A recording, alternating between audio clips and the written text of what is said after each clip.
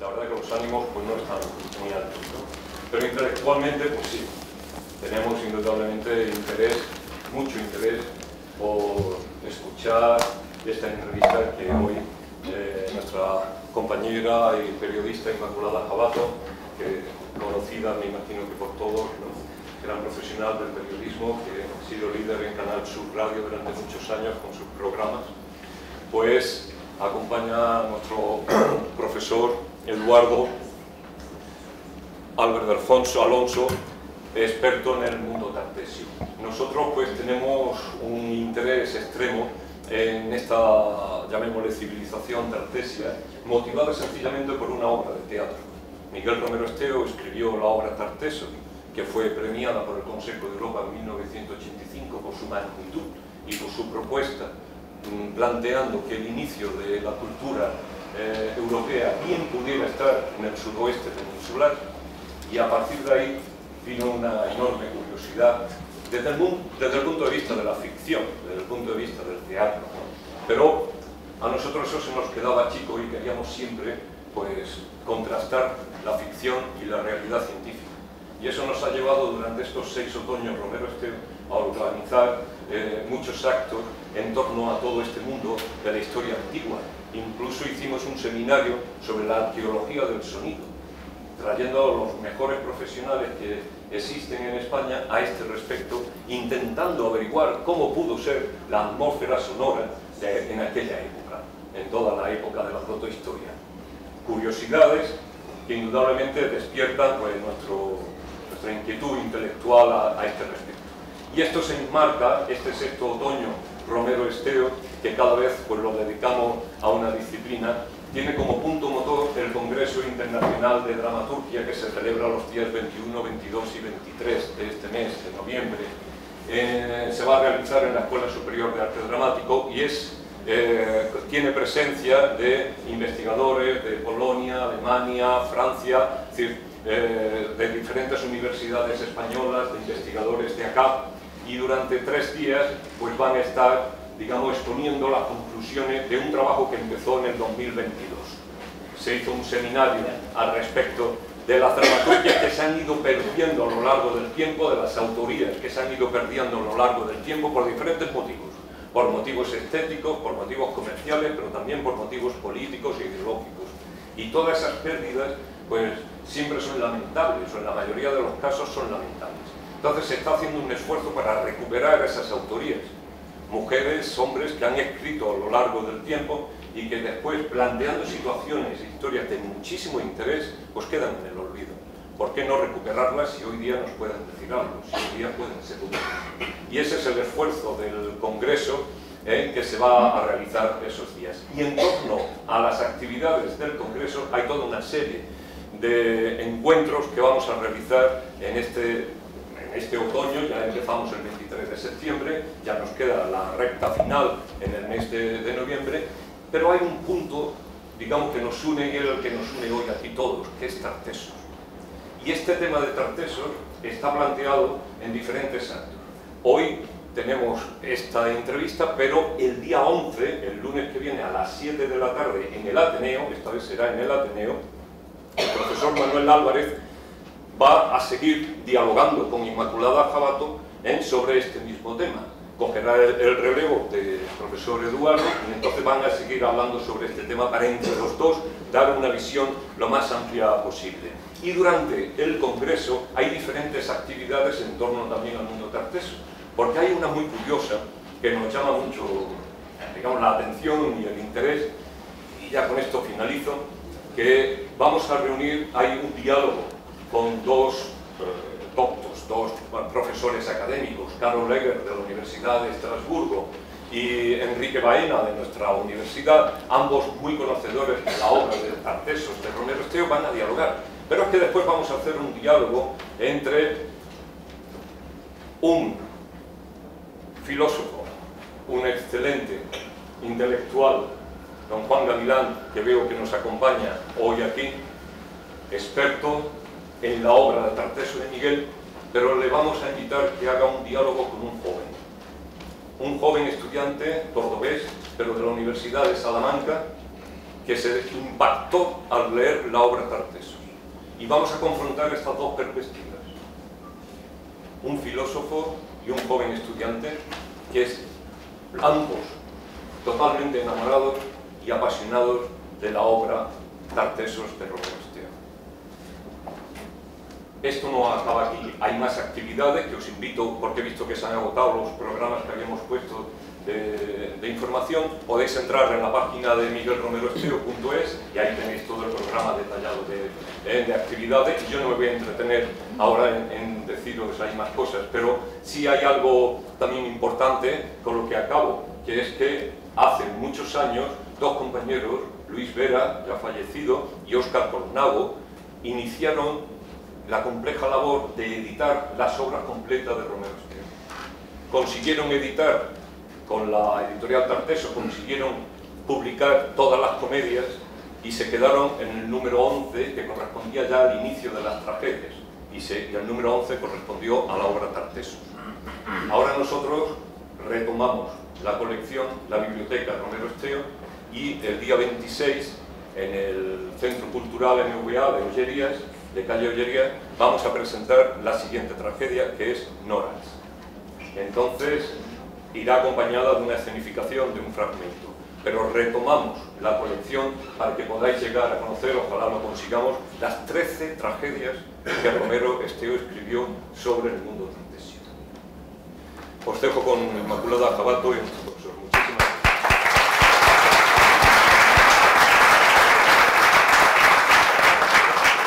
gracias. Muchísimas gracias, Rafael.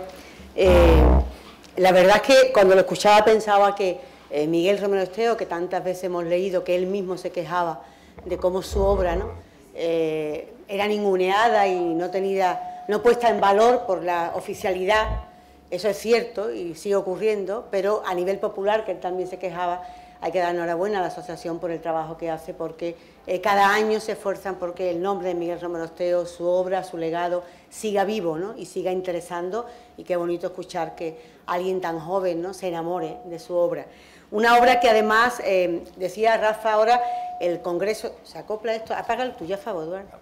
Eso, gracias. El congreso que van a celebrar sobre la dramaturgia de Miguel Romero Esteo es lógico porque precisamente hoy hablamos de Tartessos, que en su dramaturgia es quizás la obra cumbre, ¿no?, la obra clave de Miguel, ¿no? Una obra que ha hecho que, si buscáis la opinión de los críticos y de las críticas sobre su obra, veréis que Miguel es comparado a un Valle Inclán o a un Lorca, y su obra Tartessos pues a una Luces de Bohemia, a una Casa de Bernarda Alba. Hasta ahí su altura y su talla. Es verdad que en vida tuvo algunos reconocimientos, incluso él contaba, ¿no?, y se ha comprobado que es verdad, propuesto al Premio Nobel, pero siempre nos queda la carencia, un poco la sensación de que falta mucho más para conocer a Miguel y su dimensión. Y no digamos de su obra Tartessos, que además él la publicó en el 83 y en el 85 ya recibió el premio del Consejo de Europa. Pero los expertos hablan de una ópera andaluza, de un canto al teatro, de una gran tragedia y de una obra increíble. ¿Y cómo enlazamos eso esta tarde con la presencia de Eduardo y todo su club de fans? Porque, bueno, qué capacidad de convocatoria. Yo todo el mundo me pregunta, y dice, hombre, ¿cómo no vamos a venir? Eduardo, bueno, es como el del chiste, como Pepe Sánchez, que todo el mundo te conoce.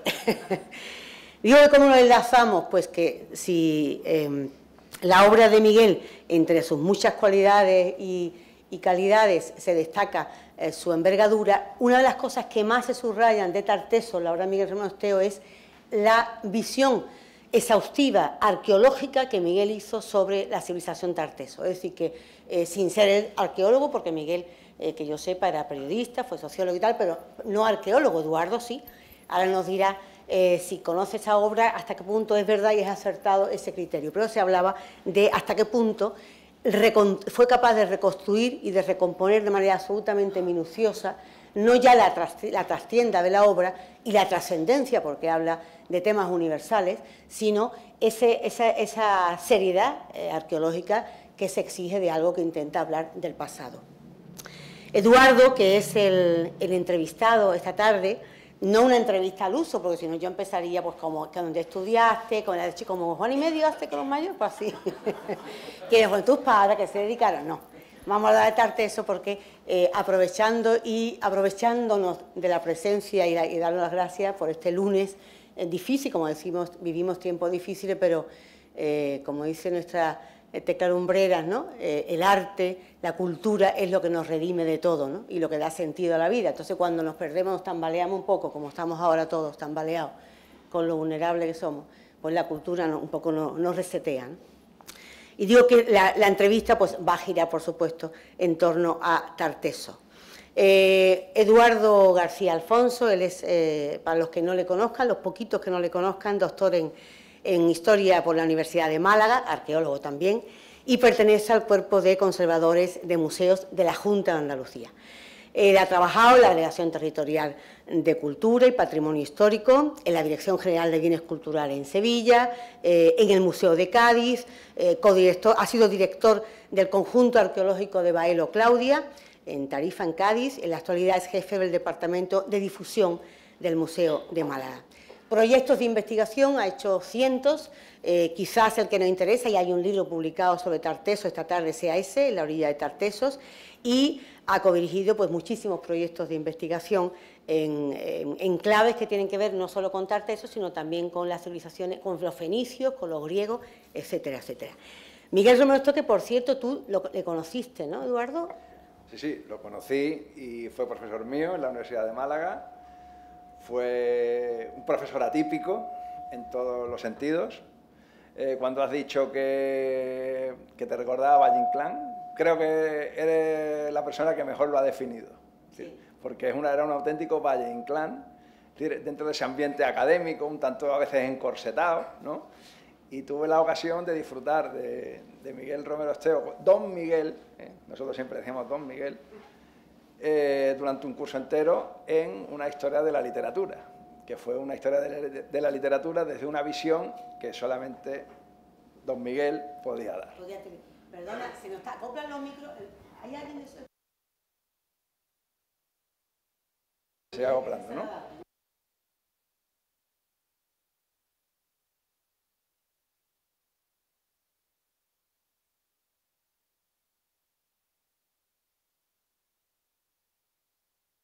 Sí, pero ¿por qué se nos acopla? ¿Porque está muy alto? No, es que no es culpa de eso, porque es que está muy alto por atrás y se nos acopla. A ver si ahora cuando alguno de ellos venga, pues intentamos que suene un poquito mejor. Bueno, pues como decía, pues eso, ¿entiendo? Dice de Don Miguel, que además es una cosa muy llamativa, porque hay personas que, aunque su personalidad, que sabemos todo lo extravagante y lo excéntrico que era, las bromas que podía hacer y tal, pero siempre daba la sensación de que estábamos delante de alguien muy importante, ¿no? De alguien que sabía mucho y que tenía mucho que contar, ¿no? Efectivamente, ¿no? Así es.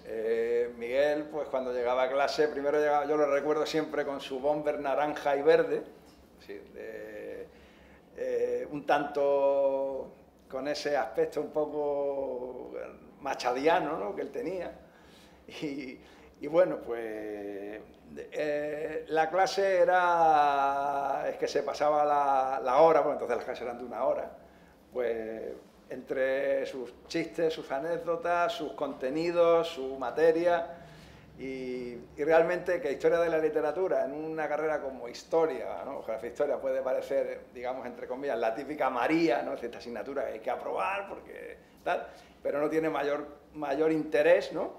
Que no era así. Es decir, con Miguel Romero Esteo, pues la verdad que fue una asignatura que yo creo que de aquel año, de aquel tercero, ya del 84, 85, por ahí más o menos. La disfrutaste. Recuerdo, es de la asignatura de ese curso que más recuerdo, sin duda. Oye, Eduardo, decía que por enlazar con la arqueología, que una de las cosas que se destaca más de la obra de Tartesos, de Miguel, una obra que está dividida en dos partes. La primera se llama De la gran luna de los racimos y el sol, y la segunda, De la grande luna de las lluvias y las aguas, ¿no?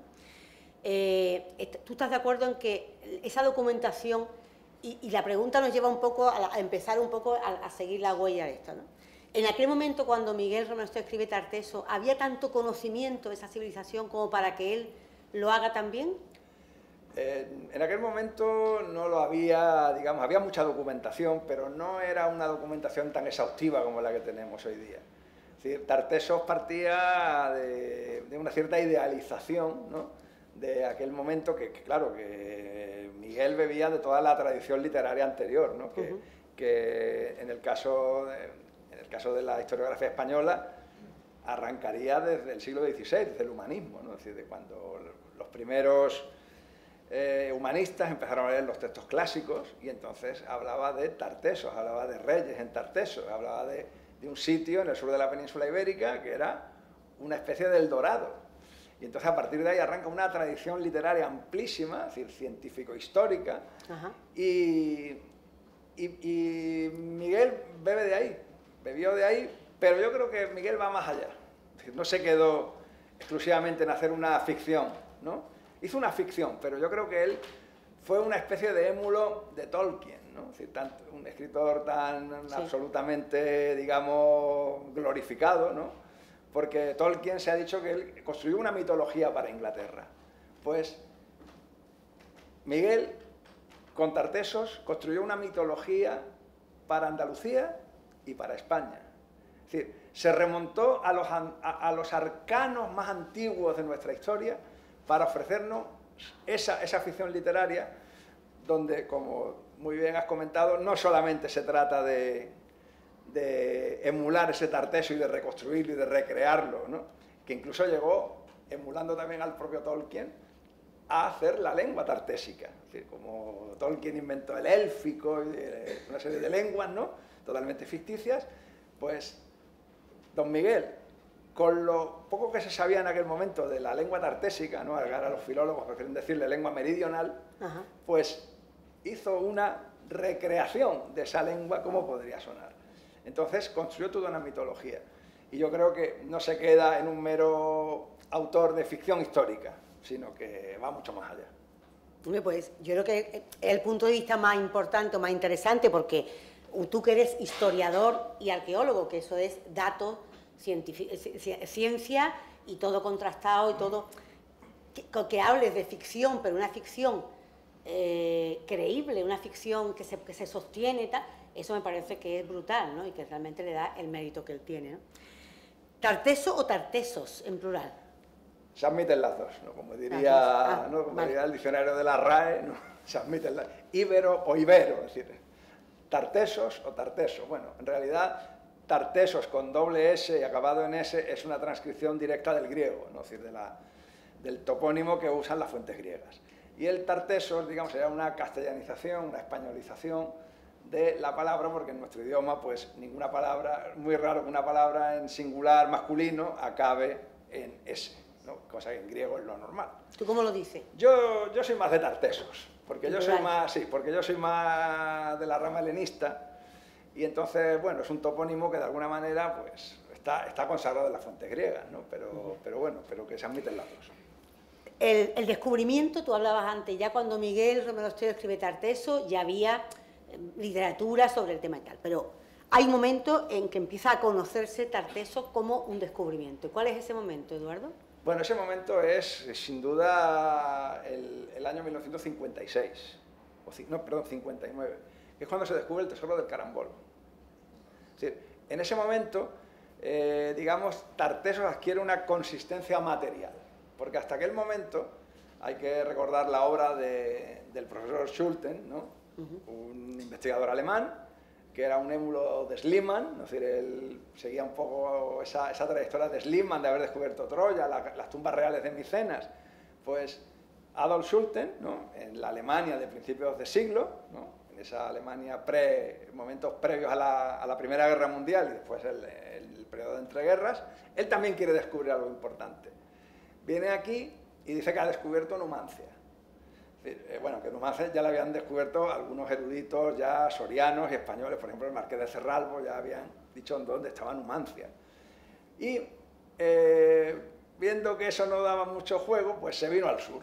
Y entonces aquí, en Andalucía, quiso descubrir dos de los grandes tótems de la arqueología andaluza y de la arqueología española también.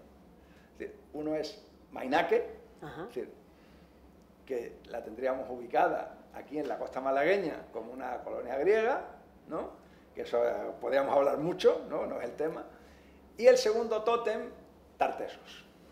Entonces, el Balcoto de Doñana, en fin, empieza a excavar allí, dice que ha descubierto una ciudad, pero en realidad era un asentamiento de época romana, y publica un libro que va a ser determinante en todo esto. Y un libro que sin duda pues, Miguel Romero Osteo leyó muchas veces, que es Tartesos, tal cual. Se publicó en alemán en 1922, en 1924 la revista de Occidente... Pero él con una serie de descubrimientos nada más y sí, ya hilvana y monta todo. Exactamente, pero también destripando las fuentes clásicas, es decir, los textos clásicos, ¿no? Y todo además la idea que él tenía, que yo creo que esta hablará mucho el profesor Manuel Álvarez la próxima semana, y él lo que hace es que hace un libro que es un éxito editorial, es un bestseller, ¿no?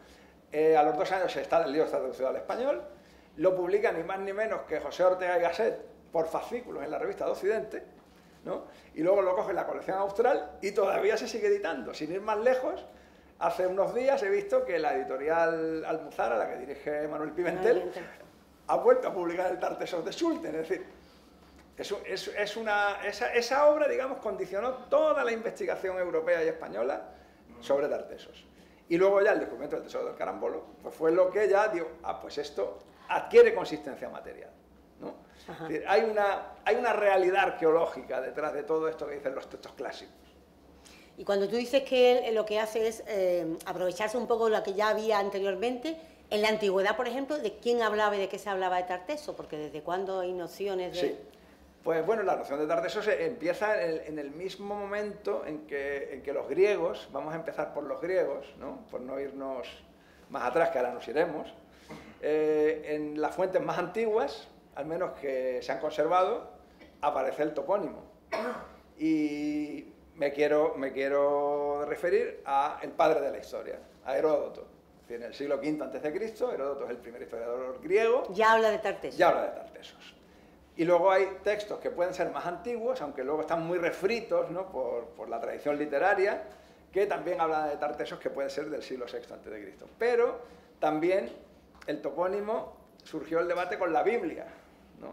Porque en el libro de los Reyes se menciona un lugar en Occidente llamado Tarsis.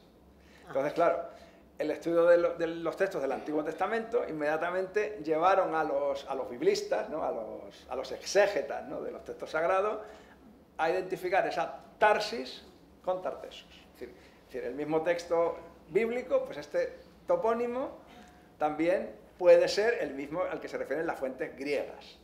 Luego ya en época romana los historiadores hablan mucho también de Tartesos, pero ya tienen una imagen muy distorsionada. Por ejemplo, el que más nos habla de Tartesos es Estrabón. Estrabón escribe en época de Augusto, es decir, casi 600 años después de que Tartesos hubiera desaparecido. Es decir, imagínense ustedes hablar de una cosa que sucedió antes del reinado de los reyes católicos y que nosotros estuviéramos escribiéndolo ahora y sin ningún tipo de fuente, salvo la tradición oral. Es decir, tendríamos una visión absolutamente deformada, pues es un poco lo que ocurre en época romana. Pero ellos hablan de Tartesos, o sea, los griegos me dicen sí, por supuesto. Quiere decir que es anterior a qué, o sea, ¿qué es lo primero de todo? Antes de Tartesos, ¿qué había? Bueno, pues antes de lo que entendemos por la cultura tartésica, el complejo cultural tartésico, lo que hay en Occidente, en la península ibérica, es un mundo prehistórico. Un mundo que sale de la prehistoria. Es decir, que cronológicamente hablaríamos a partir del siglo XI, siglo X antes de Cristo. Es decir, nos tendríamos que remontar 3000 años atrás de donde nosotros estamos ahora mismo. Entonces, hay un mundo prehistórico. Es decir, un mundo que sale de la Edad del Bronce. Sí. Y es un mundo que empieza a conectarse. Ese mundo del sur de la península ibérica empieza a conectarse y se conecta primero con el Atlántico y después con el Mediterráneo. Es decir, la primera conexión es la Atlántica y después será la conexión mediterránea, que llegará después. Entonces, ese es el momento en que podemos hablar de que en el sur de la península ibérica existe al menos una idea cultural, de una cultura más o menos homogénea hasta cierto punto, ¿no? Donde la arqueología pues, ha puesto el origen de la civilización o mundo tartésico.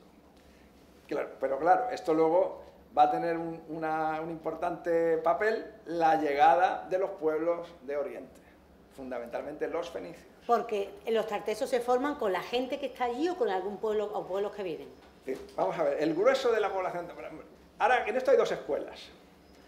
Hay la escuela sevillana. Sí. Yo no soy de la escuela, yo soy de la escuela de Barcelona. Hay dos escuelas. Aunque sea malagueño y andaluz, tenga muchos amigos en la Universidad de Sevilla, aquí hay dos escuelas. La escuela sevillana, y digo sevillana porque nace en la Universidad de Sevilla, ¿no? La investigación de distintos colegas, ¿no? El profesor Escacena, pues Eduardo Ferrer, plantean que Tartesos es fenicio. Es decir, el mundo tartésico lo crean los fenicios. Ajá. Porque Tarteso, entonces, ¿a qué daría nombre? ¿A qué? A una... Ese es otro tema. Ah, vale. Ese es otro tema.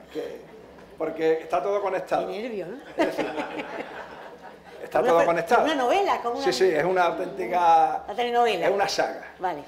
Entonces, y la escuela de Barcelona opina, que yo pertenezco a esa escuela porque yo hice mi tesis doctoral en la Universidad Pompeu Fabra, aunque la leí en Málaga, porque soy un comodón. Que tiene cariño, soy tiene cariño. un flojo, Vale. y entonces pues no trasladar expediente y papeles, ¿no? Y también pues, para que pudiera ir la familia, ¿no? Sí, Estuve yo allí sola allí en Barcelona, pues la leí en Málaga, ¿no? Entonces la escuela de Barcelona piensa que el núcleo de Tartesos y de la población, el protagonismo es de la población indígena, de la población autóctona. Ajá. Solo que los fenicios van a actuar como un catalizador, porque claro, los fenicios hay que entender cómo vienen. Es decir, es gente que pertenece a una sociedad organizada en forma de Estado, es una sociedad estatal, frente a la población autóctona que tiene un estadio, digamos, de jefatura. Es decir, no han alcanzado la formación social de un Estado, Ajá. sino que están en un régimen de jefatura. ¿Qué significa la jefatura? Pues que el poder no está institucionalizado. Sí, todo más básico, más primario. Exactamente, en el tema de la transmisión del poder, pues el liderazgo, cómo se transmite el liderazgo, en una sociedad estatal eso no ocurre, es decir, todo es a la transmisión del poder y cómo se ejerce el poder está perfectamente establecido, porque los fenicios, ni más ni menos, vienen desde Oriente Próximo, es decir, sus vecinos son Egipto, las grandes civilizaciones mesopotámicas, los grandes reinos de Siria, evidentemente organizados en forma de Estado. Entonces, vienen y claro, cuando se produce esa confluencia de la llegada de los fenicios, con todo ese bagaje, porque los fenicios aportan muchísimas cosas, aportan nuevas ideas económicas, economía de escala, es decir, el valor de las cosas. Es decir, para una sociedad estatal las cosas tienen valor de cambio, es decir, las cosas valen dinero, aunque no haya moneda acuñada, que no habrá moneda acuñada hasta el siglo V, pero las cosas tienen un valor de cambio. Para la población autóctona, las cosas tienen un valor de uso y de prestigio, pero no un valor de cambio. ¿Por qué? Porque la extracción de recursos en esas sociedades prehistóricas de la península ibérica es muy limitada. Los fenicios aportan tecnología. Primero conocen el hierro, conocen un montón de técnicas que les permiten extraer muchos más recursos del medio ambiente. Y lógicamente, pues para alimentar esa sociedad estatal. Quiere decir entonces, antes de seguir, que es que cuando los fenicios llegan y se unen a esa población autóctona, si la civilización de Tartesos se hace mucho más importante, o sea, se engrandece, ¿no? ¿O no? Bueno, no es que se engrandezca, yo no tengo la idea del lineal del progreso de la historia, es decir, la idea del progreso ilimitado, el progreso indefinido de la burguesía, ¿no? La tragedia burguesa del siglo XIX, sino que bueno, es un proceso que se desencadena, vale, simplemente porque hay una gente que viene con nuevas ideas, que aporta tecnología, que aporta una serie de elementos que a la población autóctona y sobre todo a la gente que ejerce el liderazgo dentro de la población autóctona les va a interesar. Los fenicios primero, una cosa importante es que ellos no llegan a imponerse militarmente, porque son muy pocos. ¿Cómo contactan en todo el Mediterráneo? Pues mediante pactos. Entonces, ellos no pueden imponer un modelo colonial, desde mi punto de vista, digamos, manu militari, sino que tienen que pactar con la población local. Y a la población local, sobre todo a sus grupos de élite, también les interesa ese contacto. Y a partir de ahí, la sociedad autóctona del sur de la península ibérica va a empezar a cambiar. Se va a convertir en una sociedad mucho más parecida a la sociedad fenicia que a la sociedad de la que parte. Es decir, los liderazgos se van a intensificar.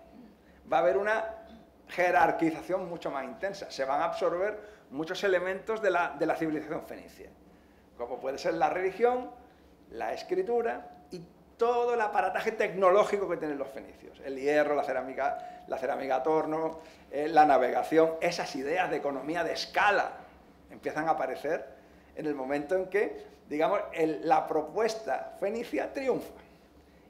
¿Y qué es Tartesos? Eso. ¿Qué es Tartesos? Tartesos puede ser varias cosas. Los textos clásicos dicen que Tartesos es un reino, una zona geográfica, cada uno de ellos, una ciudad o un mercado. ¿Y tú qué crees? Yo, sinceramente, después de haber leído recientemente el libro de mi gran amigo Fernando González de Canales, arqueólogo nubense de pro, ya jubilado, un gran conocedor de la arqueología de su tierra, y al que he tenido el placer de hacer una reseña recientemente a su libro, pues yo estoy con que Tartesos es una ciudad. Es una ciudad. Pero también nosotros, en Andalucía y en el sur de Extremadura, podemos hablar de una cultura tartésica. ¿Por qué? Porque hay una serie de elementos comunes, cerámicas, elementos de bronce, que tienen una gran impronta fenicia, pero que están extendidos por todo el sur. Pero eso ocurre también con otras civilizaciones, ¿no? Sí. Pues se habla de cultura romana y no de Roma, se habla de cultura griega, o sea, que esto sería igual, exactamente. ¿no? Sí. Y cuando dices una ciudad, ¿dónde? Bueno, pues ahora viene la parte mollar. Todo el mundo quiere que sea en su sitio. Todo el mundo quiere que sea en su pueblo. Tartesos, Sevilla, dice que está en Sevilla. Dice que está en Sevilla, Tartesos, claro, cada erudito, cada investigador, bueno, eruditos porque empiezo, digamos, por los eruditos del siglo XVI, XVII. Claro, Tartesos se ha situado. Menos en Málaga. Ay, no. No, en Málaga. Bueno, espérate que se ha sacado ahora unos restos que están allá al lado del mercado central, veremos a ver.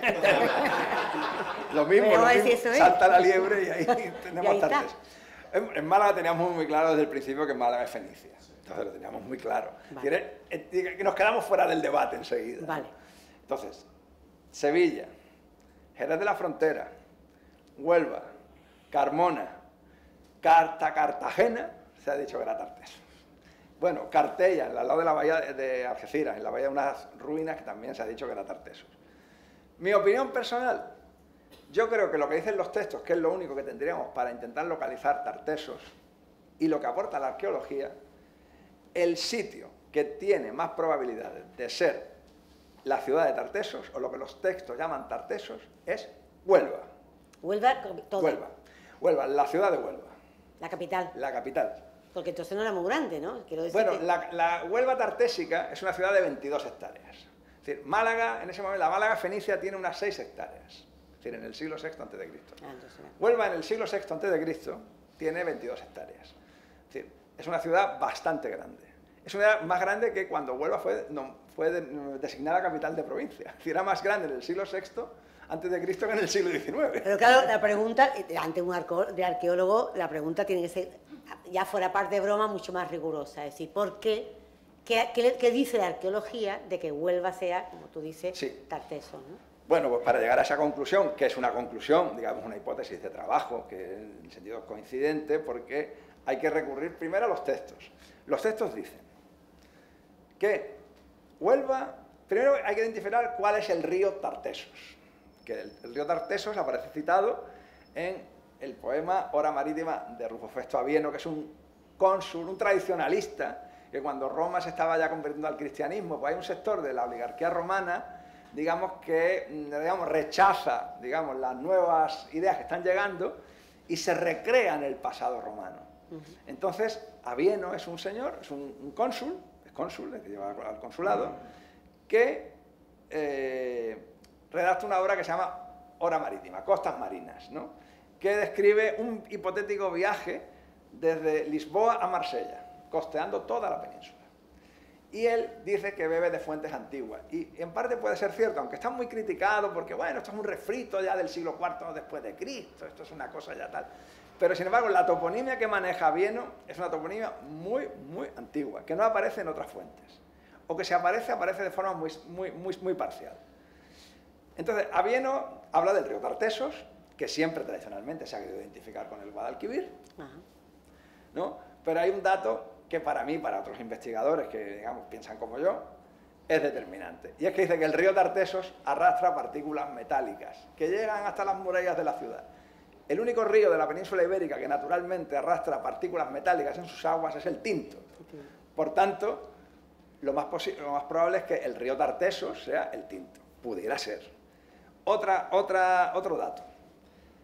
Cuando Éforo, que es un historiador griego del siglo IV a.C., casi perdido, es decir, cuando hablaba antes Rafael de la tradición de obras literarias de dramaturgia que se ha perdido, es decir, en la literatura clásica grecorromana no es que se hayan perdido cosas, es que ha sido un auténtico desastre total. Conservamos aproximadamente el 20% de las obras que se escribieron. Es decir, lo que se ha conservado porque en la Edad Media, pues algunos monjes les dio por copiar esos textos. Si no, se hubieran perdido también. Y entonces, Éforo está casi perdido, pero tenemos algunos fragmentos de él conservados en los escritos de otros autores, y dice que Tartesos es una ciudad de Iberia, que se encuentra a 2 días de navegación de Gadir, es decir, de Cádiz. Cádiz, está claro que es... Gadir es Cádiz, no hay duda. Entonces, puede ser tanto Huelva como Sevilla. Pero los datos arqueológicos, es decir, una ciudad... Pero en barco no podía ser para Sevilla, no había con el mar. Bueno, pero ¿no? En ese momento el Guadalquivir formaba un gran golfo, vale. el llamado lago Ligustino, pero es que claro, el lago Ligustino, si pensamos que el lago Ligustino es las marismas del Guadalquivir, ya entonces ya nos condiciona a pensar que el río Tartesos es el Guadalquivir y no el Tinto. Pero si pensamos que el lago Ligustino es las marismas de Huelva, es decir, la ría del Tinto y el Odiel, y otro topónimo que aparece en Avieno, que es el Golfo Caláctico, por la ciudad de Calacte, que está cerca de Gadir, podemos pensar que el Golfo Caláctico son las marismas del Guadalquivir y no el lago Ligustino. Pero vamos, esto es un juego de especulación que nos podemos entretener los próximos 200 años hablando de esta cuestión. Pero lo que está claro es que Huelva en el siglo VII y en el siglo VI a.C. es una ciudad riquísima. Es una ciudad donde la explotación minera, ¿no?, de toda la zona de Sierra Morena Occidental, pues brinda una riqueza excepcional. Ahí acuden los fenicios y acuden también los griegos. Y hay un pasaje de Heródoto, en su historia, que dice: los focenses, y los focenses eran los griegos de Focea, en Asia Menor, fueron los primeros en llegar a Iberia y a Tartesos. Es decir, allí descubrieron aquel emporio, es decir, que estaba entonces sin explotar. Cuando dice Iberia y Tartesos es porque no está unificado. Efectivamente, vale. Efectivamente. Sí, le hago buenas preguntas. Sí, no, está claro. Veo que te has documentado del tema, porque yo cuando digo eso de Iberia y Tartesos, aquí sí. Claro. Para los griegos, Iberia es la zona levantina de la península ibérica. Y hasta ese momento, porque el conocimiento geográfico que había de la península era reducido a la costa. Y Tartesos era la parte meridional de la península. Cuando ya los romanos vienen con sus ejércitos, traen cartógrafos, traen historiadores, bueno, viene Polibio, ni más ni menos, Polibio de Megalópolis, el gran historiador griego, que era esclavo de Neoescipión. No, esclavo, pero vamos, fuera esclavo vivía muy bien, era amigo suyo. Polibio pues, glosa las glorias de su señor, ¿no? Pues empiezan ya a tener un conocimiento mucho más certero de lo que es la península ibérica, de cómo es la geografía de la península, cómo estaba configurada. Y entonces ya es cuando empiezan a aplicarse el nombre Iberia a toda la península o el nombre Hispania, que es un nombre de origen fenicio. Incluyendo Tartesos. Y ya el nombre de Tartesos ya en época romana está ya muy confuso. Bueno, Tartesos es Cádiz, ya, como dice por ejemplo Mela, ¿no? Pomponio Mela, que es de Algeciras, que es de Tingitera, y dice que Tartesos es Cádiz. o Tartesos es Cartella, como dice Plinio, ¿no? Es decir, Plinio el naturalista, el famoso autor de la Naturalis Historia, en época de los Flavios, y muere en época en la erupción del Vesubio. Entonces ya están muy confundidos. Entonces ya, digamos, la administración romana lo que hace es aplicar ya términos administrativos. Hispania, está claro, muy claro lo que es, ya hay mapas, evidentemente. Es decir, el Estado romano sabía perfectamente cómo era la geografía de la península ibérica y tiene su división administrativa, y ahí ya. Pero todo lo anterior es muy confuso. Es decir, no hay un conocimiento muy... Entonces, ceñido básicamente a las costas, ¿no? Al litoral, ¿no? Que es donde sobre todo los griegos se mueven. Porque los fenicios, desgraciadamente, pues no se han conservado sus textos, se ha conservado poquísimo texto. Entonces, muchas veces son refritos de otros autores ya griegos o latinos, sobre todo para ridiculizarlo. Oye, Eduardo, ¿y qué hace entonces que Tartesos sea tan atractivo? Porque hablas de un territorio, bueno, que era rico, que era... bueno, pero estamos hablando de los fenicios, has hablado de Grecia, de Roma. ¿Qué hace que esa supuesta ciudad, civilización, cultura, sea tan, bueno, hasta el punto de que inspire a Miguel Romero Esteo esa obra tan inmensa, ¿no? O sea, ¿qué tiene Tartesos? ¿Cómo estaba formada? ¿Cómo vivía esa sociedad para que la convierta en algo tan llamativo, tan curioso, tan atractivo, ¿no? Pues yo creo que Miguel Romero Esteo, cuando eligió Tartesos para hacer su gran obra dramática, tuvo una intuición que ya habían tenido otros antes, y que yo creo que eso es lo que digamos, esta sala está llena, porque de alguna manera vamos a hablar, aquí veníamos a hablar de Tartesos, y estamos hablando del mito fundacional de Andalucía, y en parte del mito fundacional de España. Entonces creo que a todos la leyenda nos atrae de tal manera, no sé, nuestros orígenes más ancestrales, aunque sabemos que es verdad que la humanidad es muy antigua y que la humanidad tiene casi 3 millones de años, ¿no? Según la paleontología, ¿no? Pero el mito fundacional nuestro, es decir, es Tartesos. Entonces, eso se crea ahí una especie de leyenda, ¿no? En torno a todo eso, que de alguna manera decimos, bueno, ese misterio, ¿no? Porque ¿dónde está Tartesos? ¿Qué ciudad es? ¿Es una ciudad? ¿Es un reino? ¿Qué es? Y sobre todo, el halo de riqueza que envuelve Tartesos. Porque está claro que los fenicios y los griegos lo que venían a buscar aquí, ya sea Huelva... Riqueza económica. Riqueza económica. ¿Artística también? No, sobre todo riqueza económica. Básicamente, plata. Es decir, plata, hablando por el mineral de la plata, porque la plata es el metal monetario por excelencia en el mundo antiguo. Es decir, aunque no hubiera moneda acuñada, la plata era lo que se usaba como valor de cambio. Entonces, ¿dónde hay plata en el Mediterráneo? Pues hay plata en Grecia, en el Ática, es decir, las minas del Laurión, al sur de Atenas. Atenas por eso es una ciudad rica, porque tiene minas de plata, accede directa. Es decir, ahora como diría, tiene la máquina de imprimir billetes. Es decir, en este caso Atenas, ¿no? Tiene de fabricar su propia moneda, porque tiene minas de plata. Algo en Cerdeña, pero sobre todo, los grandes cotos de plata del Mediterráneo antiguo están en el sur de la península ibérica, y concretamente en Sierra Morena. Lo tenemos ahí representado en el mapa. Ahí están los grandes filones de plata del Mediterráneo antiguo. Sobre todo en la parte oriental, es decir, lo que es la zona de la provincia de Jaén, y la zona occidental, lo que es la provincia de Huelva.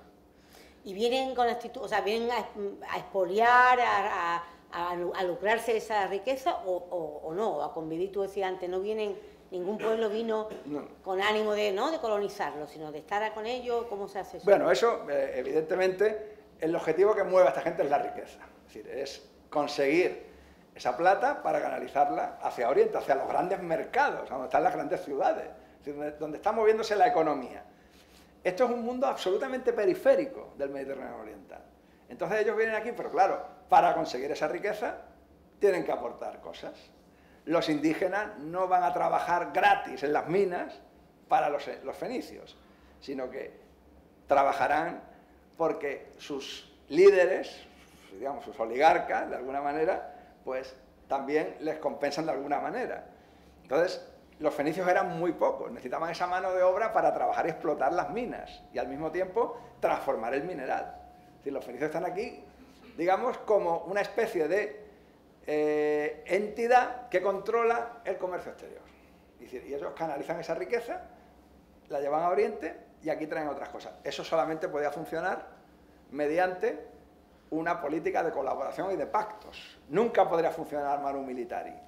En este sentido, tenemos la situación que ocurre, por ejemplo, en Sicilia, con los griegos, en el sur de Italia. Es decir, la historia de la colonización griega en el sur de Italia es una historia de guerras constantes con la población local. Porque los griegos no buscan minas, porque aparte de eso no hay en esa zona, en el sur de Italia ni en Sicilia. Lo que buscan son tierras de cultivo. Por tanto, porque se desplazan muchísimo más contingente demográfico desde Grecia al sur de Italia que fenicios vienen al sur de Iberia, en este caso. Entonces, son dos modelos de colonización totalmente distintos. Es decir, el uno es un modelo simplemente que viene a extraer un recurso sin pretender una implantación territorial en un primer momento, porque luego ya sí. Es decir, porque luego ya es que se hacen de aquí. Es decir, los fenicios se hacen de aquí. Por tanto, ya no se quieren volver a Oriente. Es decir, ya son de aquí porque ya esos pactos y esa convivencia con la población indígena a lo largo de un siglo y medio, llega un momento en que ya eres de aquí. Por tanto, ya están totalmente imbricados en el territorio. Entonces, el modelo ya sí va a ser de implantación territorial, pero con igualmente con la aquiescencia de la población local y sus líderes. Tú has dicho antes que se habla de civilización, de cultura o de reino. O de reino, sí. La palabra reino... Claro, porque Tartesos en las fuentes clásicas los textos nos hablan de reyes en Tartesos. De hecho, la obra de Miguel Romero Estedo habla de reyes. Efectivamente. Entonces los textos nos hablan de reyes. Por ejemplo, ahí les he puesto, digamos, en la primera época de Tartesos, ¿no? Digamos, cuando se forma la civilización tartésica, una serie de elementos arqueológicos, ¿no? Que definen esa primera fase de la civilización tartésica, ¿no? Que sería entre el siglo XIII y el siglo IX antes de Cristo, y donde empiezan a manifestarse esos contactos del sur de la península con el exterior. Y casualmente, yo no sé si esos fueron los hados, ¿no? Que se conjugaron, ¿no? El hallazgo más antiguo que tenemos ahora mismo constancia en el sur de la península, concretamente en Andalucía, de ese contacto de la península ibérica con el exterior, tiene lugar en Montoro, localidad de nacimiento de Miguel Romero Estedo, que son esas cerámicas micénicas, claro, que vienen directamente del Egeo, es decir, en una fecha tan antigua como el siglo XIII. Indicando que ya en este momento, aunque sea de manera muy esporádica, es decir, se producen contactos entre la península ibérica y el Mediterráneo oriental, ¿no? Entonces, luego, todos los demás elementos van a ser atlánticos hasta la llegada de los fenicios, donde bascula otra vez hacia el Mediterráneo, ¿no? Entonces, lo que habla de reyes. Entonces, eso ha construido una literatura historiográfica impresionante de cómo era la monarquía tartésica, si era una monarquía de origen divino, si eran, en vez de, no era un estado unificado, sino que eran distintos principados, ¿no? Distintos régulos que controlaban el territorio. ¿Y qué reyes nos citan los textos? Pues Gárgoris, Avis, los primeros reyes, padre, abuelo e hijo, porque Avis nace de un abuso de Gárgoris sobre su hija. Hay quien dice que fue una violación por alguien no identificado en el texto. El caso es que Gárgoris intenta deshacerse de Avis, de su hijo, nieto, sometiéndole a todo tipo de peligros. Y eso es una historia muy repetida en el mundo del Próximo Oriente, ¿no? O en la mitología griega, como el elegido de los dioses se salva de todos los peligros. Finalmente, Gárgoris reconoce que Avis es su hijo y tiene derecho a reinar, que es un elegido de los dioses, por tanto Avis sería el segundo rey de Tartesos. Eso aparecen en distintos textos ya de época romana, que puede ser una vieja tradición oral que pudiera haber quedado ahí de alguna manera, porque claro, estos nombres no van a salir de la nada. Es decir, esto lo cita Justino, ¿no? Que es un historiador del siglo III después de Cristo, y nos habla del bosque de los Tartesios, nos habla de que Avis es un rey civilizador, que Avis enseñó a cultivar la tierra, mientras que Gárgoris era un rey, digamos, ganadero, que enseñó a recoger la miel, ¿no? Y finalmente, pues, digamos, ese sería voy a pasar la diapositiva. Luego nos habla de, ni más ni menos, ahí tenéis la parte en verde, pues, de dos reyes más de Tartesos. Gerión, que aparece en el mito griego relacionado con Heracles, ¿no? Que la mitología griega lo presenta como un monstruo de 3 cabezas, ¿no? Dueño de unas vacas rojas, ¿no? Que Heracles, es decir, Hércules, tiene que venir por encargo en su 10º trabajo, tiene que venir a Gades, a Eritia, es decir, que es la isla de Gades, a robarle esos bueyes a Agerión. Lo mata, en el duelo lo mata y se lleva los bueyes. Es decir, luego, en ese momento, otro rey mítico, estamos hablando de reyes míticos, sería ni más ni menos que Nórax, al cual, pues, Miguel Romero Esteo le ha dedicado la tragedia que van a presentar muy dentro de unos días, que no es ni más ni menos que Nórax, rey de reyes, es decir, es otro rey mítico de Tartesos. Y bueno, ¿qué puede haber de verdad en la historia de Nórax? Lo único que sabemos que en Cerdeña hay una ciudad llamada Nora, donde a mediados del siglo XVIII se encontró una inscripción, una inscripción fenicia, que es la historia de Nora, la estela de Nora, donde narra una expedición donde vienen unos fenicios desde Tarshish para la ciudad de Nora para fundar un templo. Claro, eso ha desencadenado una literatura historiográfica, ¿no? Pues Nórax pues, tiene realmente unos visos de realidad, el mito podía ocultar alguna función real, ¿no? Transformada, porque el que cita a Nórax no es ni más ni menos que Pausanias, que es el famoso periegeta, el famoso autor de la primera guía turística de la historia de la humanidad, que es la descripción de Grecia. Es decir, Pausanias va describiendo todo, va a hacer un viaje por Grecia y otras zonas, ¿no? Sobre todo en zonas del sur de Italia, y va haciendo una guía turística del siglo II después de Cristo. Y entonces cita a Nórax y cuenta la historia de Nórax.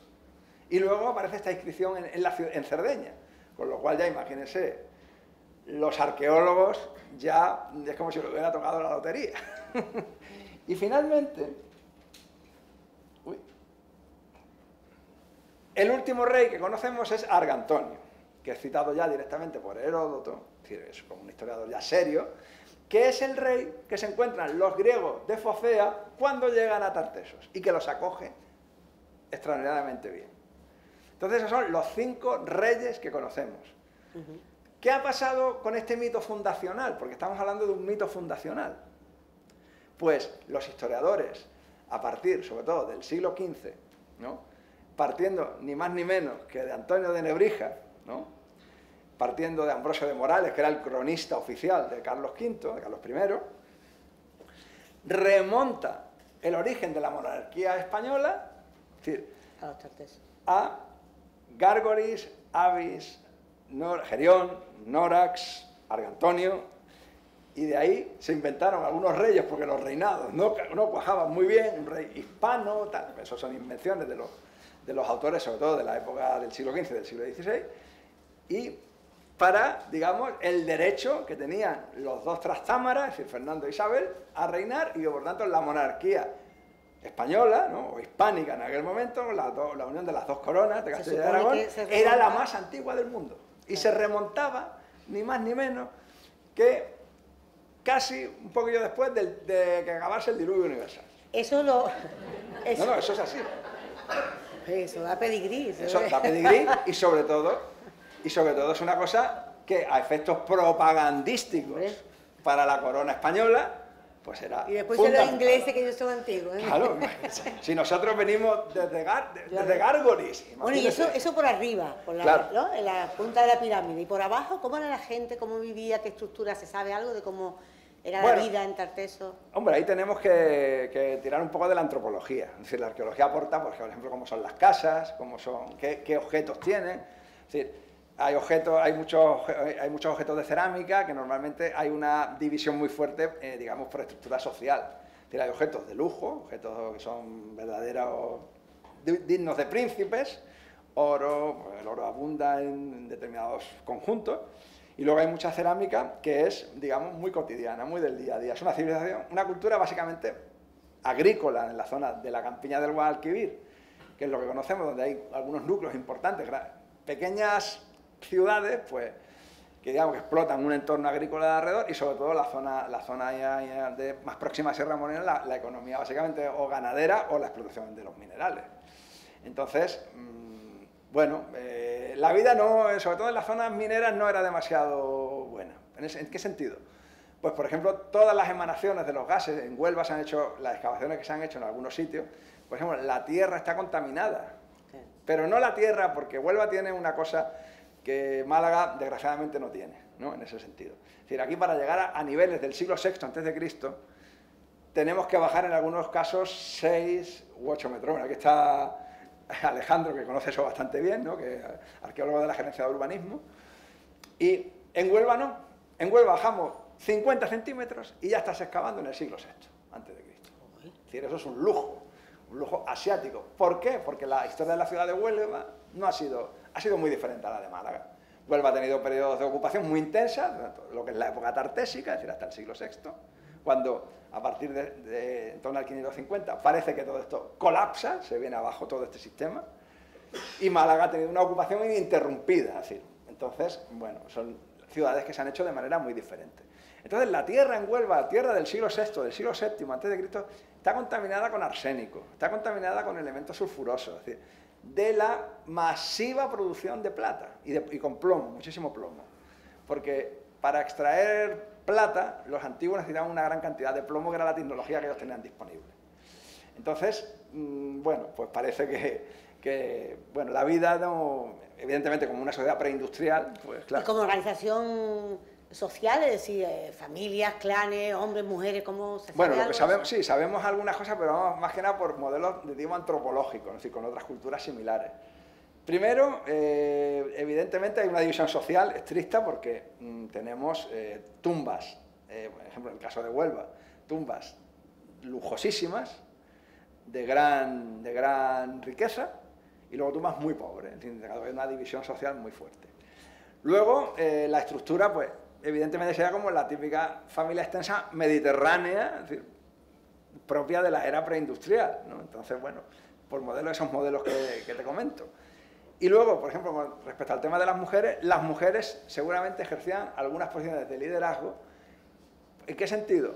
Pues porque ellas también parece, y además es un ejemplo de la provincia de Málaga, que será la necrópolis de la Noria, que está en Fuentepiedra, que bueno, es una necrópolis que se ha considerado ibérica, ¿no? O muy ibérica, muy antigua, o bien del momento final del mundo tartésico, donde las dos tumbas principales, ¿no? En los túmulos, es una necrópolis que, bueno, que quizá con el tiempo se pueda poner en valor, porque es una necrópolis espectacular, lo que son esos túmulos, pues dos de ellos, las tumbas principales son de dos mujeres. Con lo cual, digamos, aparecen ahí como fundadoras de un linaje, es decir, de todas las tumbas que se... Tú verás que al final somos nosotros las que hemos fundado más importante. Sí, bueno, digamos que no sabemos, hombre, no sabemos si es una sociedad patrilineal o matrilineal, lo más probable es que sea patrilineal, como son las sociedades mediterráneas, digamos, de este momento, pero evidentemente el papel de las mujeres en lo que es la jerarquía social sería, sobre todo las mujeres, evidentemente, que pertenecen a los sectores oligárquicos, ¿no? Es decir, que tendrían un papel, en ese sentido, pues, destacado. Hay muchísimos objetos que se vinculan muchas veces a lo que es mujeres, y pero a veces también metemos la pata, porque consideramos que un determinado... Bueno, eso pasa más en el mundo ibérico, ya nos iríamos a una época posterior, al siglo IV a.C., ¿no? Donde pensamos que hay determinadas tumbas que tienen armas y tal, y que es un guerrero, y cuando se hace el antropológico, pues resulta que era una señora, con lo cual, hombre, yo lo de Xena, la princesa guerrera, no me lo creo, pero evidentemente las armas son un elemento de poder, de autoridad. Por tanto, esas mujeres que tienen esas armas en sus tumbas, pues deben ser personajes de autoridad, es decir, que detentan un cierto poder político. En la presentación, Eduardo decía que tú has dirigido durante mucho tiempo lo del Cerro del Villar, ¿no? Aquí sí, bueno, he estado casi 30 años con María Eugenia Huet y el equipo de la Universidad Pompeu Fabra, pues allí... Eso es fenicio, ¿no? Eso es fenicio, sí. ¿Y se puede concebir Tarteso sin los fenicios o qué? Yo creo que no. Que no. Yo creo que no. Es decir, la visión que tenemos actualmente del mundo tartésico es ese mundo híbrido. Es decir, ese mundo donde los fenicios aportan todo lo que aportan desde Oriente, la población autóctona, evidentemente, va a jugar un papel esencial y, al mismo tiempo, su desarrollo se va a ver totalmente mediatizado por la llegada de los fenicios con todo lo que los fenicios aportan, en el sentido de una sociedad más estratificada. Es decir, no hablo de progreso, porque el progreso es un concepto relativo. Todo, digamos, más un historiador, es decir, sabemos que, bueno, la idea de progreso, bueno, eso es una idea filosófica de la burguesía decimonónica, antes lo hemos comentado. Pero sí, evidentemente, la transformación social que se produce con la llegada de esta gente oriental, con esas nuevas ideas, pues el impacto sobre la población local es bestial. Es decir, es un cambio. En 2 siglos se produce un crecimiento demográfico espectacular. Es decir, todo el valle del Guadalquivir se llena de asentamientos agrícolas. Toda la zona norte de la provincia de Málaga también se llena de asentamientos agrícolas, que tienen una cultura material en parte similar a la del valle del Guadalquivir, es decir, lo que llamaríamos mundo tartésico, pero en parte también con muchas peculiaridades locales. Es decir, porque esa homogeneización cultural no es totalmente, digamos, igual en las distintas zonas que tiene el sur peninsular. Y luego la penetración que hay hacia Extremadura, es decir, que ahora está muy de moda, ¿no? Es decir, como, digamos, que los últimos estertores del mundo tartésico parece que tienen lugar en Extremadura, ¿no? Es decir, que una vez que ha colapsado la formación tartésica en el valle del Guadalquivir y en la zona del arco atlántico andaluz, parece que hay unas pervivencias, unas supervivencias en Extremadura. ¿Por qué? Pues eso es lo que tenemos que averiguar. Cuando ahora has hablado de arqueología en Málaga, y aprovechando, y has dicho, hay cosas que aquí no hubieran ocurrido y tal, ¿goza de buena salud la arqueología de Málaga o no? Porque estamos rodeados y ya se hace esta broma, ¿no? Lo de las tantísimas excavaciones, de pronto un edificio aparece, ahí se pone un cristal y tal, y ya parece como que se ha banalizado un poco la historia, ¿no? ¿Cómo está bueno, hombre, que no es el tema. No, pero bueno, ya que me lo preguntas, claro, pues bueno, pues... aprovechándote... No, vamos, hombre, yo creo que la arqueología de Málaga actualmente goza de muy buena salud, pero claro, esta buena salud que goza no es de ahora, es decir, esto de hace mucho tiempo atrás. Es decir, la arqueología hemos sido siempre un poco los que paramos las obras, ¿no? Pero claro, evidentemente cuando en un momento anterior, no, estoy hablando de hace 40 años, ¿no? Que muchas veces era un problema, es decir, pues actualmente la tecnología, el desarrollo de todo lo que es el tema de los nuevos materiales de construcción, el ingenio de los arquitectos, porque hay que reconocerles. Es decir, nosotros los criticamos mucho, es decir, porque, en fin, digamos, trabajamos en cosas más o menos parecidas, ¿no? Pero no somos los mismos. Entonces, bueno, yo creo que ya la arqueología no es un problema. Es decir, la arqueología muchas veces lo que demanda, sobre todo del poder público, es la capacidad de poder gestionar determinadas cosas y la capacidad de valorar, porque evidentemente una cosa está muy clara, no todo se puede conservar, eso lo tenemos que tener clarísimo. Yo como arqueólogo siempre he defendido que hay que conservar lo que realmente merezca la pena, porque si tenemos muchas villas romanas, hombre, tiene que ser una villa romana excepcional, es decir, pues a lo mejor si eso está en un sitio que, bueno, que hay una obra de interés público, pues bueno, hay que documentar, hay que estudiar, hay que excavar, hay que extraer toda la documentación que se pueda, todos los materiales que puedan ser posibles extraerlos, pero a lo mejor tenemos que renunciar a las estructuras. Entonces, la capacidad de gestión es lo que funciona. La pregunta estaba también un poco pensada para preguntarte si se ha hecho desde la arqueología un buen trabajo de investigación con Tarteso, es decir, ha habido un progreso, tú has hablado de algunas ciudades, más otras. ¿Se ha hecho bien con Tarteso? Hay bastante documentación, podría haber habido más, no sé, en su momento se le dio la importancia que tú dices que tiene como casi fundación de España, ¿no? De Hispania. Sí, bueno, yo digo como aquella película, ¿no? Nunca es suficiente, ¿no? Pero creo que, bueno, que la investigación andaluza y la investigación española y por la gente que viene de otras comunidades autónomas a trabajar aquí Tarteso o la gente que trabaja en Extremadura, yo creo que están haciendo una gran labor, estamos acercándonos mucho a delimitar y acotar lo que fue Tartesos, aunque tengamos nuestras discrepancias, porque muchas veces son discrepancias de conceptos, ¿no? Inicialmente, pero creo que se ha hecho un buen trabajo. Evidentemente se puede hacer mucho más, hay muchísimos yacimientos tartésicos muy importantes que están en un estado de abandono. ¿Pero por qué? Por varias razones, no porque haya una desidia, ¿no? Y una incuria, ¿no? Respecto a este tipo de sitios, sino porque o hay problemas de propiedad privada, porque hay mucha microparcelación, y entonces es muy difícil poner de acuerdo a los propietarios. Luego, porque además no hay ningún equipo de investigación de una universidad o un instituto de investigación, porque desgraciadamente los museos en Andalucía pues no hacemos esas tareas de investigación en el campo, aunque por otro lado también es lo que ya nos faltaba, ¿no? Pero bueno, entonces, bueno, pues no están atendidos porque nadie, ningún equipo se interesa por ellos. Muchas veces la clave de un lugar arqueológico es que haya un equipo que se interese, que vaya allí, que encuentre una cierta facilidad administrativa, en el sentido de que no es lo mismo negociar para excavar con 30 propietarios que negociar con 2 propietarios o con un propietario. O bueno, si el propietario es la administración, es más fácil. Claro.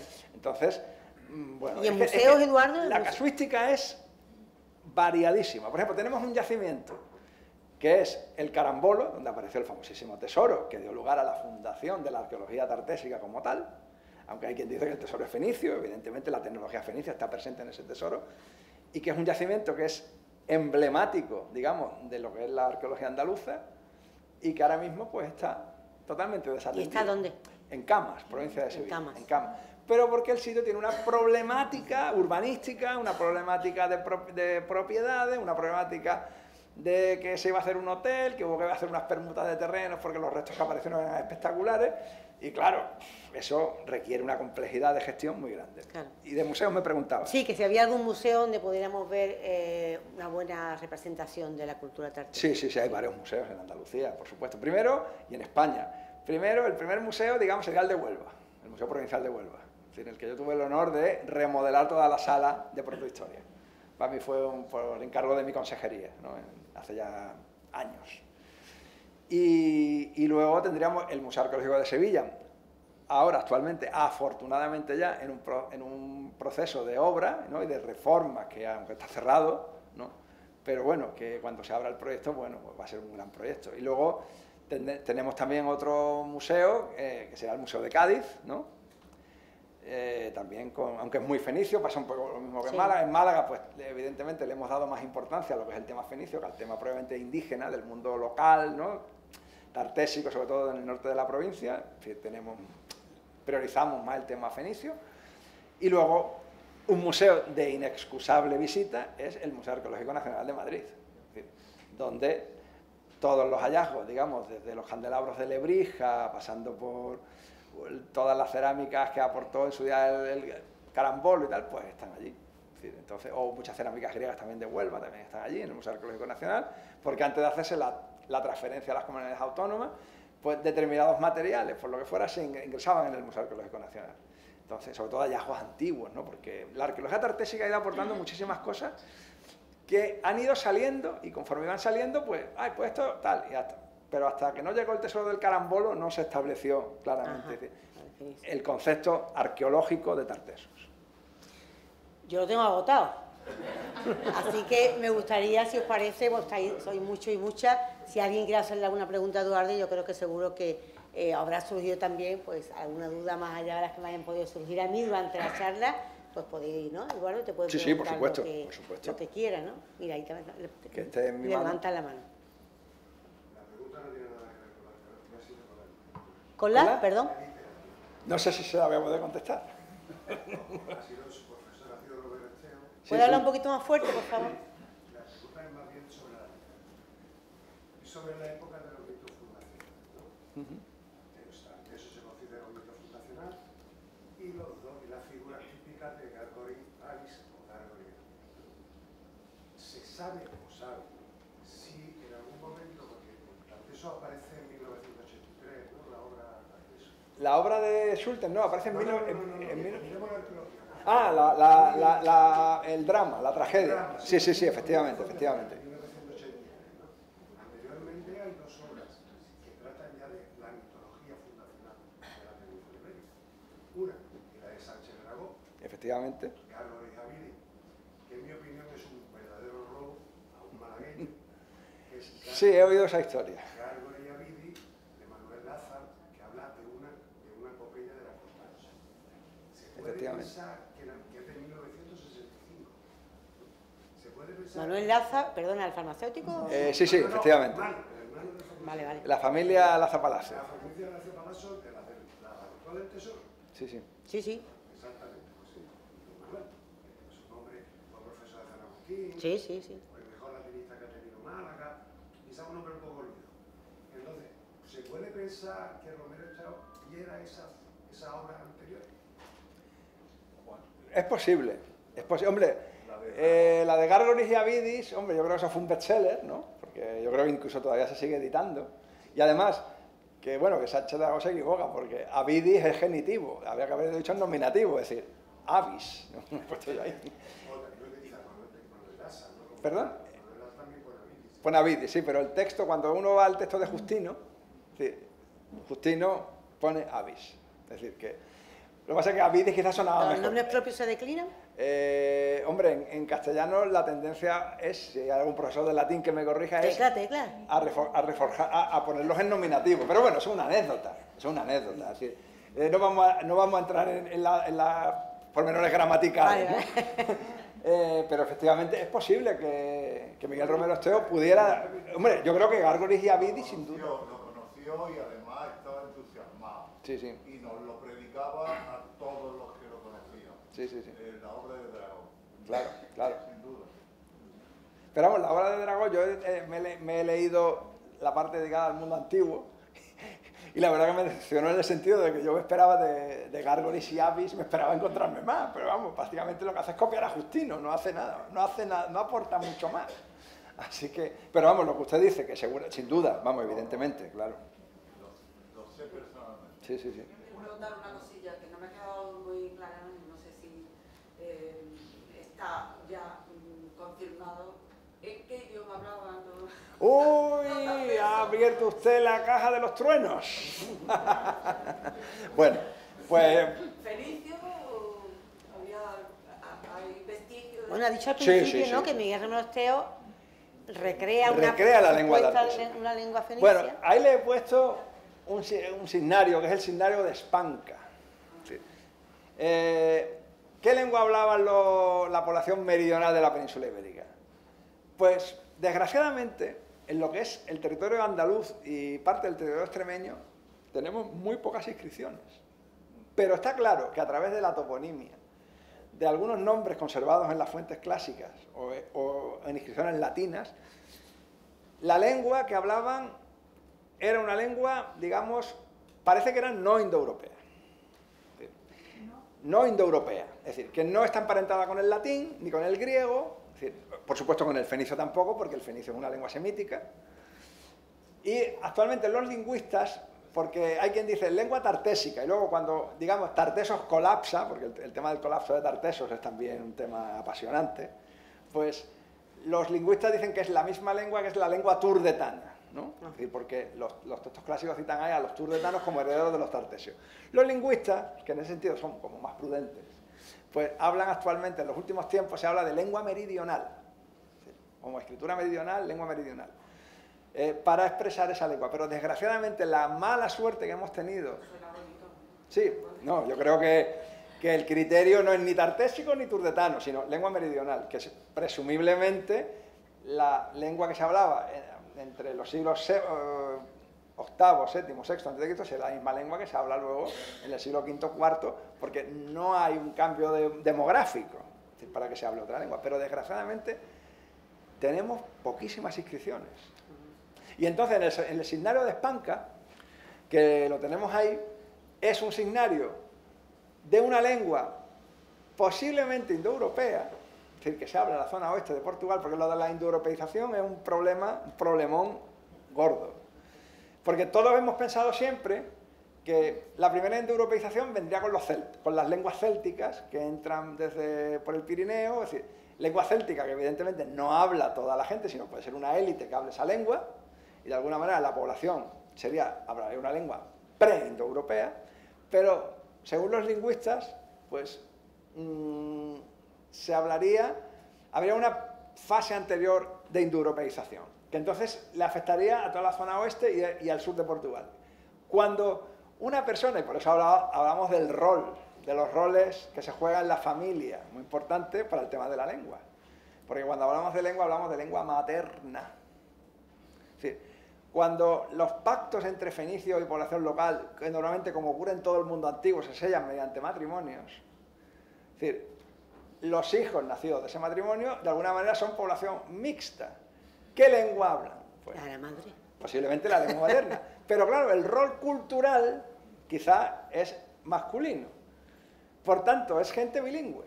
Es decir, que habla tanto la lengua, a lo mejor una lengua se maneja mejor que en otra, es decir, en el caso de la lengua meridional, ¿no? Y luego el fenicio.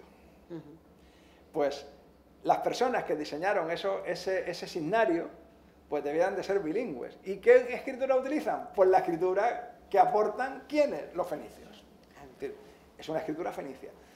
Claro, la lengua fenicia tiene sonidos y la lengua meridional debe tener sonidos, y si no, las preindoeuropeas, que no tenían nada que ver, ¿sí?, que seguramente no existían en fenicio. ¿Qué hacen? Se inventan signos. Entonces, todas las letras que hay ahí, que algunas letras pueden tener valor silábico, pues algunas son exactamente igual que las letras fenicias y van en el mismo orden que el alfabeto fenicio, y otras son signos que no existen en fenicio, seguramente para expresar sonidos que están en la lengua meridional, pero no están en la lengua fenicia. Entonces, eso es lo que le puedo contar ahora mismo de la lengua tartésica. Pero claro, Romero Esteo, con lo poco que se sabía de las inscripciones, y sobre todo también, hay que decirlo, tirando mucho del ibérico, porque el ibérico, en Andalucía hay una frontera lingüística a partir de, digamos, desde la zona, digamos, Granada, Vega de Granada, Campiña de Jaén, hay una frontera lingüística, porque ahí llegan las inscripciones ibéricas, ¿sí? Ahí se habla ibérico, y conocemos en toda la península, desde la península hasta la región del Languedoc, más de 2000 inscripciones ibéricas. ¿Sí? Los íberos escribían, y además escribían en piedra. ¿Qué quiere decir esto? ¿Que los tartésios no escribían? No. Seguramente escribían, pero escribirían también como pasa con los fenicios, en un soporte perecedero, tipo papiro, tipo piel, y no en piedra, que no se ha conservado. Claro. Los íberos escriben en piedra y se conservan. Y entonces las inscripciones ibéricas, cuando avanzaban entre la línea entre Porcuna, no sé si se va a ver aquí con esto, que me he traído aquí el rayo láser, desde la altura de Porcuna más o menos bajando hacia la Vega de Granada, de aquí para allá aparecen inscripciones ibéricas. De aquí hacia el oeste no aparecen inscripciones ibéricas. Y entonces los lingüistas es el ámbito de la lengua meridional. Claro. Salvo las inscripciones que aparecen aquí, que son lo que los epigrafistas llaman, que el signario de Espanca pertenece a esta familia, llaman lengua del suroeste. Lengua del suroeste porque piensan que es diferente de la lengua meridional, que no es exactamente la misma lengua. Esta posiblemente indoeuropea, que sería esta, y esta posiblemente no indoeuropea. ¿Alguna pregunta, Daniel? Espera, ahora aquí este hombre voy a levantar la mano, Daniel, después... ¿Hablo yo? Sí, habla usted. Ahora el otro señor. No, bueno, yo de historia conozco poco y de prehistoria algo más. Me interesa bastante, pero lo que quería hacerte una pregunta. Hace como 20 años estuve en Georgia, en el Mar Negro. Sí. Y allí tuve muchas conversaciones, había, por lo visto, los georgianos que era Iberia, tuvieron algunos asentamientos en la península ibérica.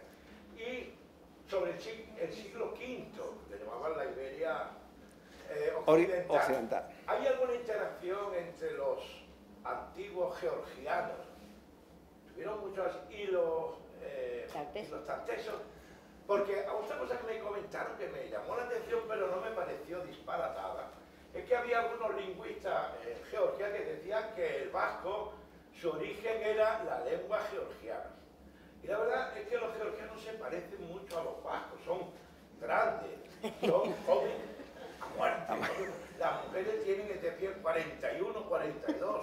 Hay esa rudeza vizcaína. Yo me parecía ver la imagen que había en los libros, en la enciclopedia de pequeño, decía un íbero, y yo veía personajes, un tipo crucial.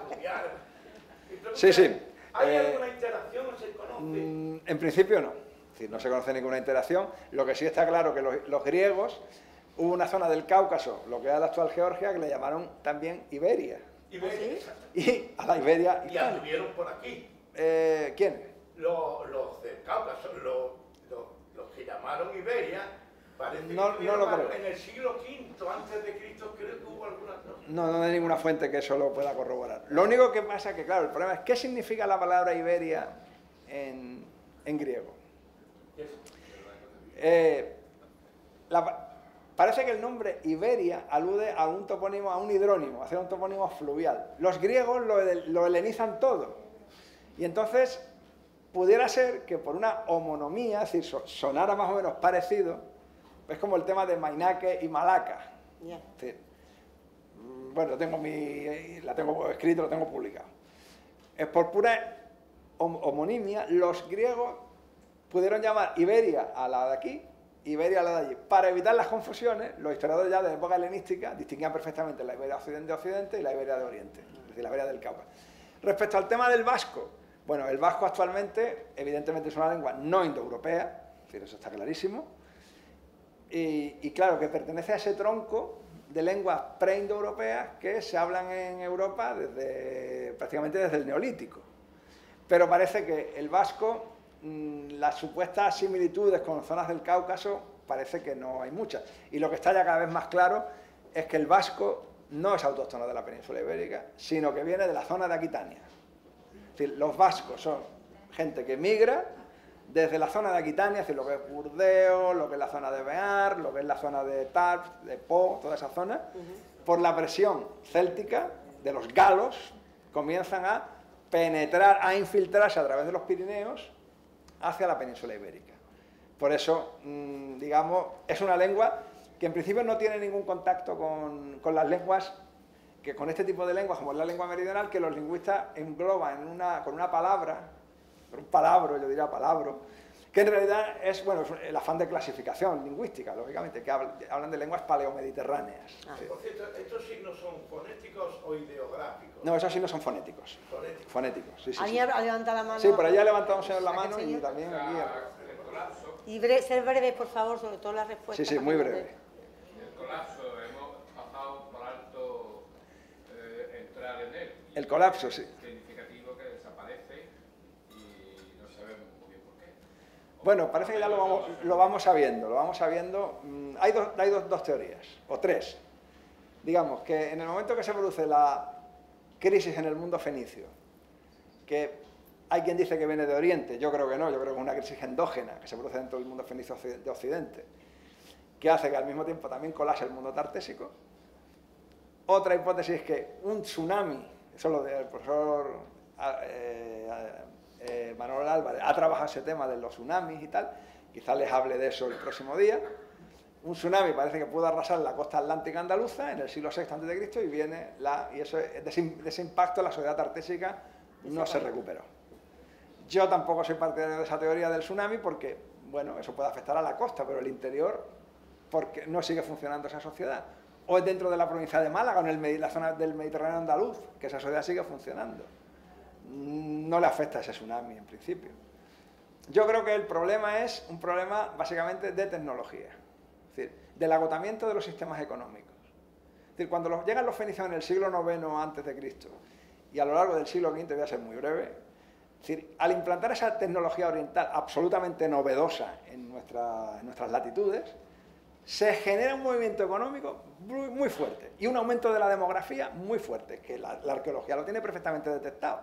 Porque es que antes, el Valle del Guadalquivir, hay gente, pero no hay apenas gente, hay relativamente poca gente.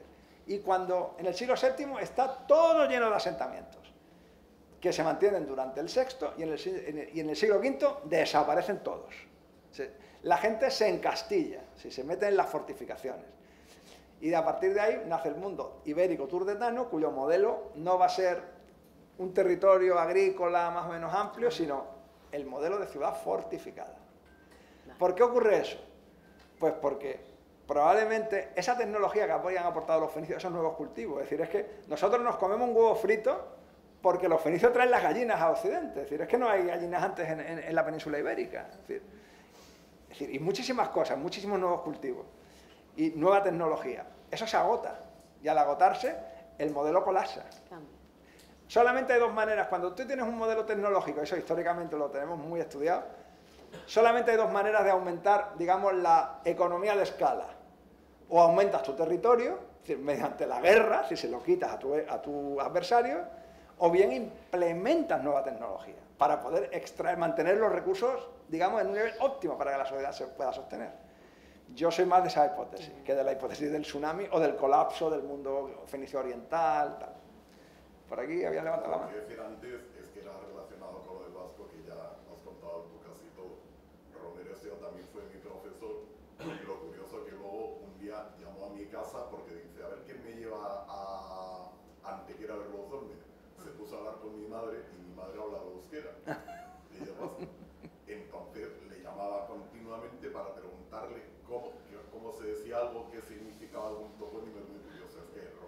era seguidor claramente del vasco-iberismo. Del vasco-iberismo, de la hipótesis vasco-ibérica, claro. Que dice que la lengua ibérica prácticamente sería el vasco. Sí, esa es la vieja hipótesis de Humboldt, del vasco-iberismo, es decir, que la lengua ibérica, la lengua vasca sería como un resto del ibérico. Pero es que el problema es que esa hipótesis, cuando se han tenido muchísimos textos, hay algunas palabras que sí, algunas raíces que pueden ser, pero bueno, porque es de ese fondo pendoeuropeo, pero los textos ibéricos no se pueden traducir por el vasco, no se pueden traducir. Sin embargo, los textos celtibéricos se pueden traducir a través del galo, porque son lenguas muy próximas. Es decir, que si el vasco y el ibérico tienen algún parentesco, es muy lejano en el tiempo. Es decir, no, la separación de ambas lenguas o de ambos conjuntos de lenguas debió de ser muy antigua, muy antigua. Y entonces las diferencias fueron en un momento dado abismales ya.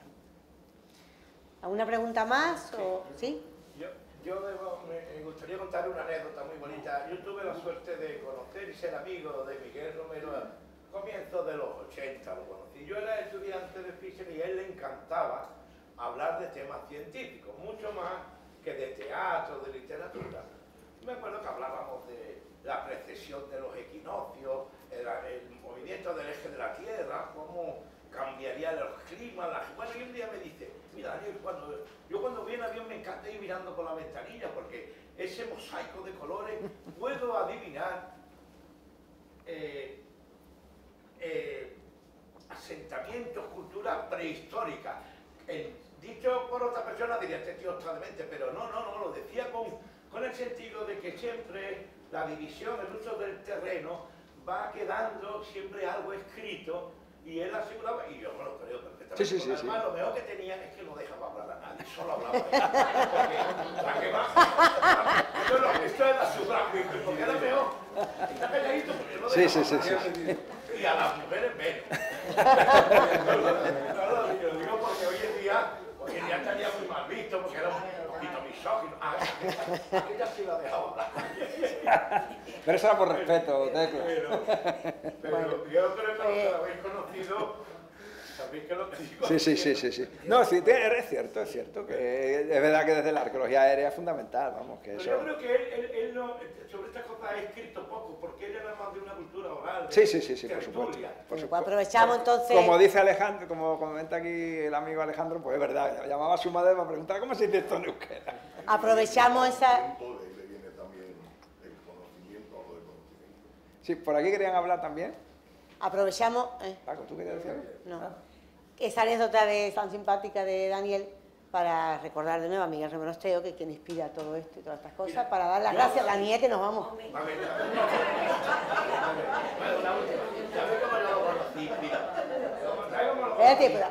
A mí había dos programas de radio que me encantaban, porque la radio se puso muy de moda después lo del 23F, bueno, a mí me gustaba la radio. Y yo solo oía dos, a Félix Rodríguez de la Fuente y a Miguel Romero Esteo, que tenía un programa radiofónico, Radio Juventud. Y a mí el teatro no me interesaba en absoluto, pero me gustaba oírlo, porque hablaba de todo menos de teatro. Y entonces iba a dar un curso de dirección teatral y me enteré dónde era él, en el antiguo, donde estaba Económica. Y allí fui a oírlo y allí pues hice amistad con él. Esa fue la... Se lo debo a la radio, ¿no? Bueno, dice, ay, menos mal.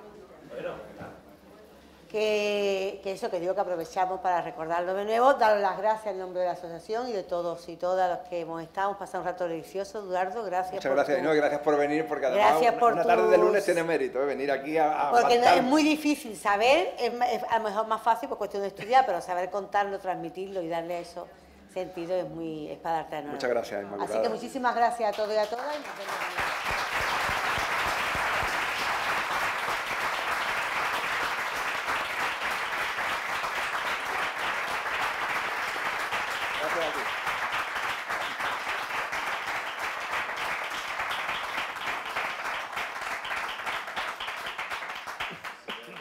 Un último apunte antes de marcharos, que estoy viendo que posiblemente que haya personas que les pueda interesar esto que os comento. ¿Os acordáis dónde estaba la antigua escuela de magisterio? Ahí en el Ejido, ¿no? Que ahora se llama edificio de usos múltiples y todo eso. Pues el miércoles 20 es a una hora a las 12 de la mañana, se va a hacer el acto inaugural del Congreso, pero en ese acto inaugural del Congreso, que será muy breve, va a haber después la presentación de la Biblioteca Virtual Miguel de Cervantes. Y eso os puede interesar, porque vienen de la Universidad de Alicante, viene la responsable de divulgación, va a explicar el portal Luis Riaza, porque allí en esa escuela de magisterio está, gracias a la gestión de Tecla Lumbreras, cuando ha sido vicerrectora de Cultura, se pudo hacer el espacio Romero Esteo. Y en ese espacio Romero Esteo, que es un aula grande, está en la biblioteca suya personal, que ahí podéis ver si están los libros de Laza Palacio y si está todo esto que decíais que pudo haberse nutrido de esos libros, ahí están, porque ahí está su biblioteca personal. También la pero, Rafa, perdón, es que has dicho la biblioteca Miguel de Cervantes. La biblioteca virtual Miguel de Cervantes. Sí, la biblioteca virtual. La biblioteca virtual Miguel de Cervantes. Y entonces allí está la biblioteca personal de Romero Esteo, la de Luis Riaza, coetáneo de él, ¿no? Y también documentos de Luis Vera.